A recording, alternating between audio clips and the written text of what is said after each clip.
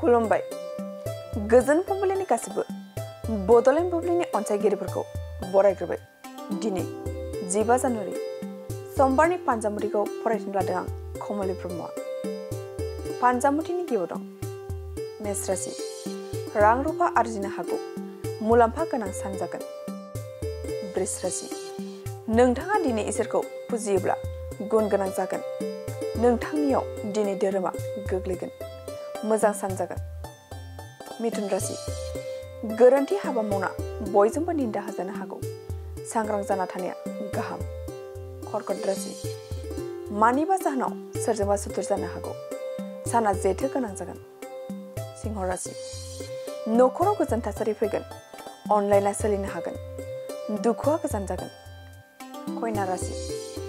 गोबाव समनि थांखिया जय जागोन, गोजौ फारसे जौगानो हागोन, मोजां सान। तुला राशि। माबा मोनसे मावनो लानाय थांखियाव जेननांनो हागौ, साना जेथो गोनां जागोन। वृश्चिक राशि। न'खराव गोजोन गैयै थासारि जानो हागौ, बिमानि सुखुआ गैया जागोन, गाज्रि सान। धनु राशि। थांखिखौ जाफुंसार होनायाव धैर्य हमनाया गाहाम जागोन, सांग्रां जाना थानाया गाहाम। मकर राशि। मानिबा जाहोनाव सोरजोंबा गोसा बाथ्रा बुंजानो गोनां जागोन, गाज्रि सान जागोन। कुम्भ राशि। गुन गोनां हाबा मावना मोजां फिथाइखौ मोननो हागौ, मोजां सान जागोन। मीन राशि। जाथि खुरमाजों मानिबा जाहोनाव सोमोन्दो नागारलायनाय जानो हागौ, गाज्रि सान जागोन। दिनै सानसेनि राशि फरायथिनायाबो एसेनोसै। आसा खालामो नोंथांनि दिनैनि साना मोजाङै मोजां थांगोन, बेखौ बड'लेण्ड बुब्लि नखरनिफ्राय मिजिंथिबाय।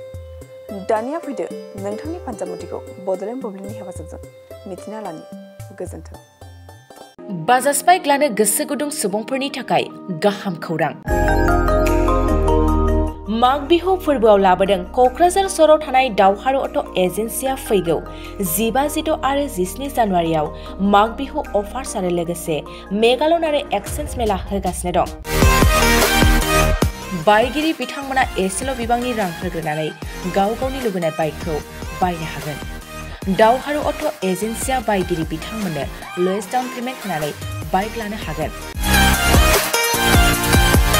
नोंथांमोना क'क्राझार सहराव थानाय दावहारु अट' एजेन्सि श'रुमजों लोगोसे कारिगाव फेस्टिभ आउटलेट आरो दतमा फेस्टिभ आउटलेट आरो बडगाव फेस्टिभ आउटलेट ब्रान्च श'रुमावबो होबाय थानाय माग बिहु अफार्स आरो लोगोसे मेगालन आरो एक्सचेन्ज मेलायाव फैनानै नोंथांनि लुबैनाय बाजाजनि बाइकखौ लांफैनो हागोन।